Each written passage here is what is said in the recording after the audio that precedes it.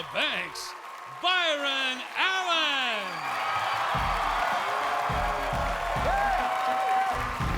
Yes! Let's do it! Yeah! All right. Say hello to DJ Cobra.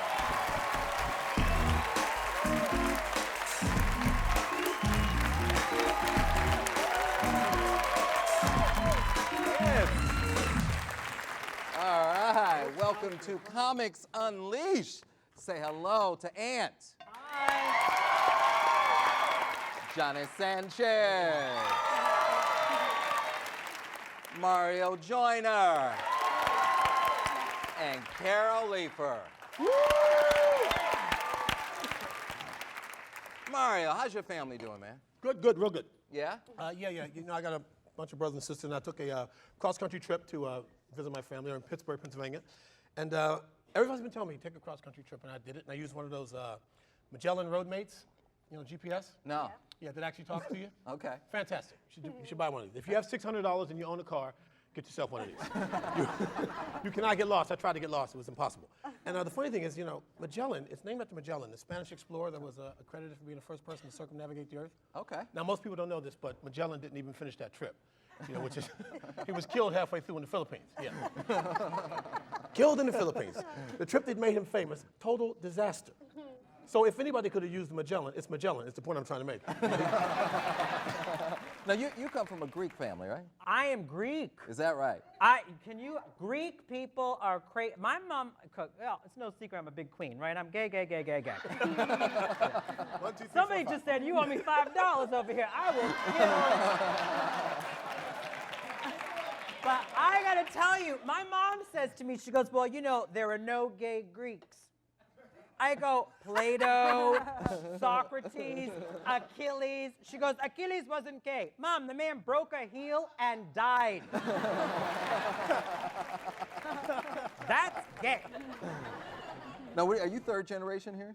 Yeah, I'm third generation Mexican, so I'm a little watered down, man. I'm like,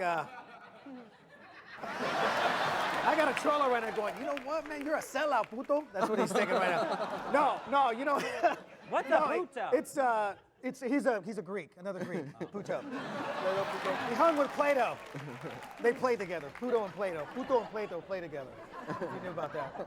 Now, you know, I know you and I were chatting about making airline reservations. Oh my God, I am only making reservations now online There you because go. I called last week. I was on hold for 25 minutes. And then when you finally get somebody, you can't help but want to mess with their heads, you know? I mean, it's like record locator. Yes, K like in the word knee. P like in the word pneumonia. And W like in the word whore. Yeah, that'll always get you the back seat right there, right by the bathroom. Right. You been flying around? Yeah, what's happened with this, the security? I hadn't flown for like 2 months, and I went to the airport to go do a gig, and you know, they're confiscating all of our toiletries when you get on the plane now, you know, because, you know, I guess they think that somehow, you know, Astroglide and nitroglycerine have the same actual consistency. Yeah. They have to, We all know that, by the way. Astroglide and nitroglycerine, you understand? Trying to fly around with Astroglide. Y'all don't know what Astroglide is? Yeah, right. I know what Astroglide is. They do too. Now, you've been hanging out in Las Vegas? Oh my God, I love Las Vegas so much. And I just got to headline one of the big casinos. And you know how they put your name up on the marquee and lights? I've never seen my name in the lights before. So we drove with 3 of my friends, parked across Vegas Boulevard. But before it gets to you, it's got to go through all that other crap. And I swear to God, right before it got to me, it said $150,000 BJ competition.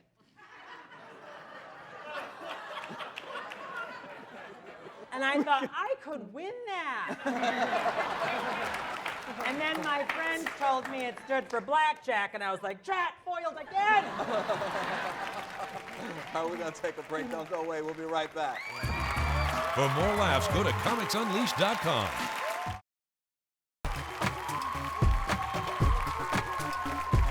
All right, welcome back to Comics Unleashed. And we are unleashed.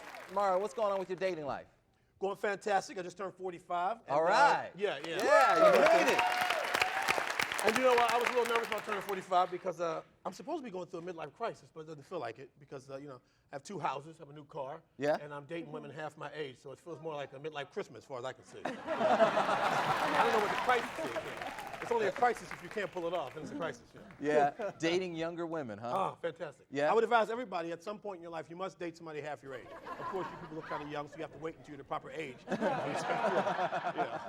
Don't do this if you are 32. Yeah. You got to cut it in half once you hit, 45. 45. You're completely safe. You're completely safe. But the funny thing is, you know, I'm not a thug, and young women like thugs, you know, and I'm not a thug. And you ask a woman why she likes a thug, and they can't even really explain it. They're like, well, you know, when you go out with somebody, you want to be with somebody that can handle themselves in case somebody starts something, you know. Right. But they don't know, and most of the time, it's the thugs that are starting everything. The reason you get shot is because you're with a thug. You're dating the enemy. Yeah. And what was it like growing up for you? What was your childhood like? My childhood? Well, Yeah. you know what?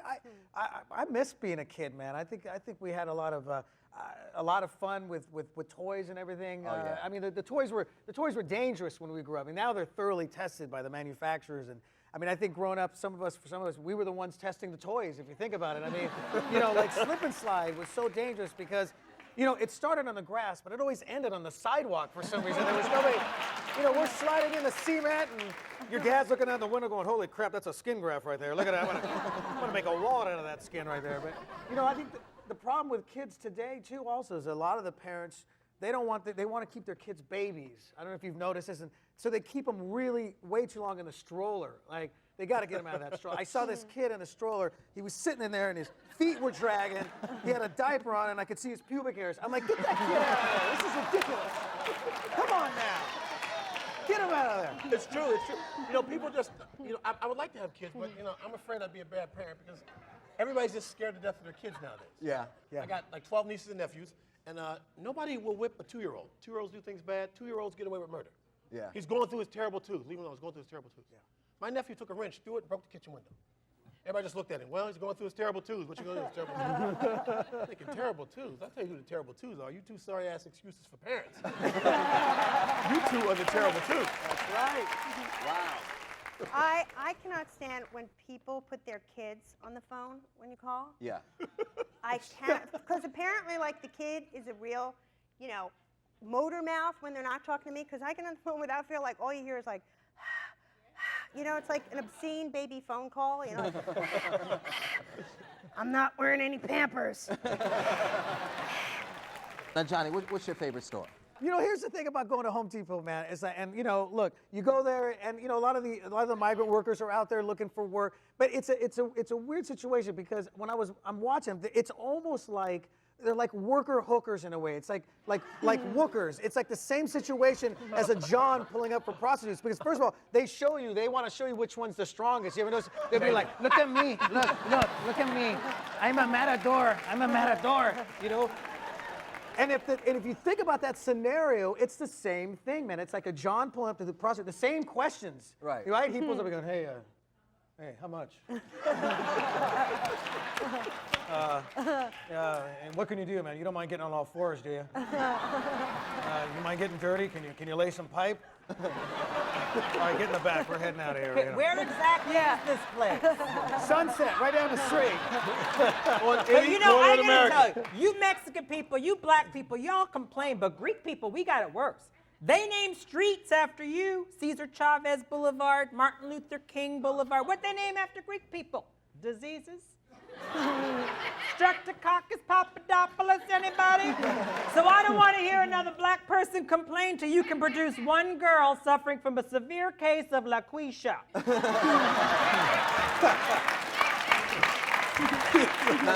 Now, Johnny, one of the things I love about you, you do some terrific impressions. They explain in that one. Yeah. Do Steve Martin for me.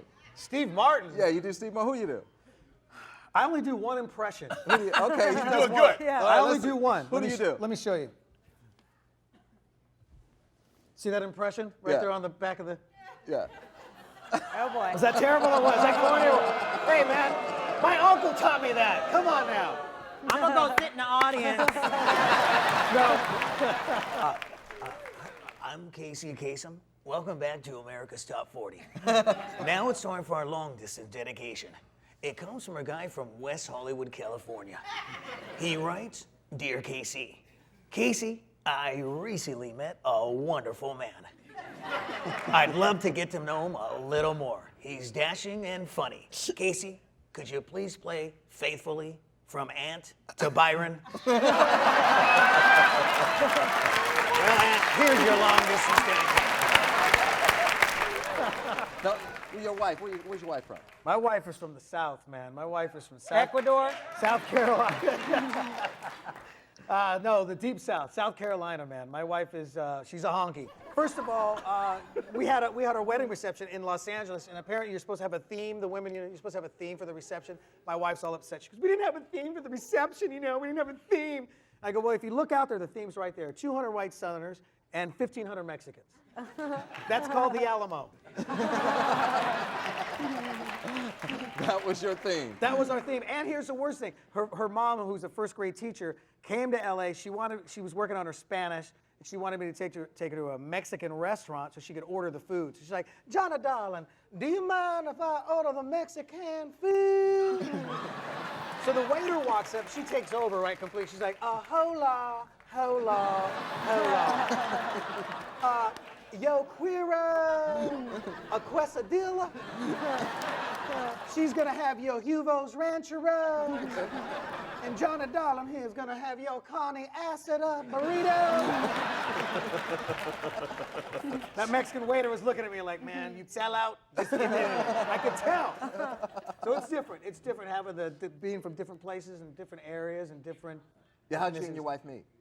We met at the Comedy Store, man, on Sunset. Is that right? Yes. She a comedian? She's not a comedian. I don't know. You picked up someone from the crowd? No, she actually worked there. She was a waitress? There. You picked up the help? I knew you were going to give me a hard time. I knew he was going to give me a hard time for that one, man. How about you, Mario? You ever fall in love with a comedy club waitress? No, I haven't. You ever date a white chick? Oh, yeah. Tons of times. Yeah. I just like to look at all the black girls who look at you when you say that. No, they're fine with me doing it. Look, now, not that girl. No. She's Don't- doing sister neck. That ain't good. That ain't good. No, listen, let me tell you. I'm not the type of black guy that only dates, white women. I date white women and black women who don't mind me dating white women. This is how I So now, have we seen enough people with plastic surgery these days? Oh my God, have you heard about this procedure though? There are women that are taking the fat from their buttocks Yeah. and injecting it into their lips. Ooh. Brings a whole new Yeah. meaning to the phrase "kiss my ass." All right, we gotta take a break. We'll be right back. Don't go away. For more laughs, go to comicsunleashed.com.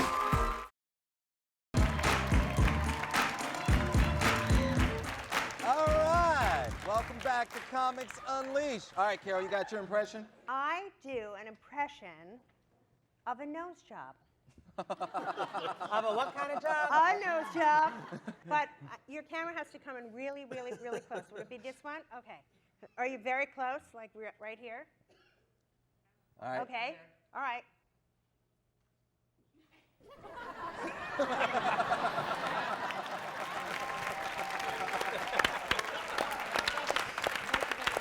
We got to stand up for that. No, I'm gonna give that a standing ovation. That's the first time I have ever seen an impression of a nose job.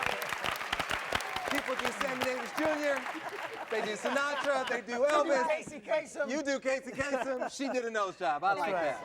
Thanks. Now, what kind of music you like to listen to? I'm getting back into a lot of classic rock and everything. Is that right? I used to, rap. I can't keep up with it. I used to listen to it early on back in the day, but when a rapper spoke English, Now, rappers have their own language. I don't know what they're talking about, but I think we ought to make use of the rappers. I think we ought to send them in the military and use them as code talkers. Because I don't think there's another country that could ever decode that hip-hop talk. The higher rank comes in and says, "All right, take this down, Corporal Ludacris." The generals have made a strategic, take the E1 facility out, right? Now this rapper has to send it to another rapper in another country, but in his hip-hop, right? So he's like, yo, what's up?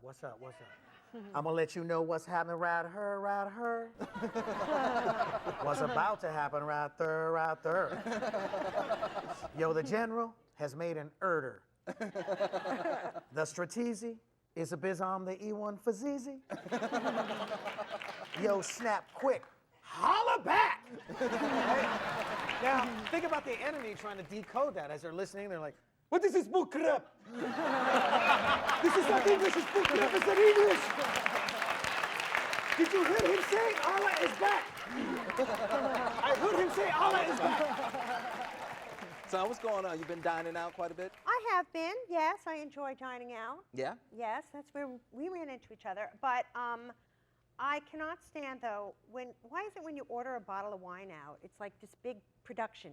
You know what I mean? With like the list, and then they give you the cork, and then the guy stands there, he waits around while you taste it. You know, I always feel like such an idiot, like, yeah, that should get me hammered. Yeah. That should come back up real nice. Yes, let's go with that. Oh, we're going to take a break. We'll be right back. Don't go away. For more laughs, go to comicsunleashed.com. All right, welcome back to Comics Unleashed. You know, I was reading an article. You have to be careful with cell phones now. I don't know if you know that. Because, you know, brain tumors are up. Did you know that? They were up because of the increased use of cell phones. But crime is down. Is that right? They all dying of brain cancer. And also, man, and the talking and driving is real dangerous, man. You know, you see everybody talking and driving, but I think, you know, look, the easy solution is just make everybody's license plate number their cell phone number. And this, when you get behind that idiot who won't go on the green light, you're like, I got your number. The guy's like, hold on, Phil, I have another call. Hello, let's go! Ah! Can't say the word, but you know what I'm talking about. I have no patience, though, in LA for the people out there that drive 2 miles an hour. Yeah. And when you're behind them and you can't get around and you're stuck reading their bumper stickers for half an hour. Yeah. It drives me nuts. Like, what would Jesus do? It's like, Jesus would gun it, Lord ass. All right, we'll see you tomorrow night. Until then, keep laughing.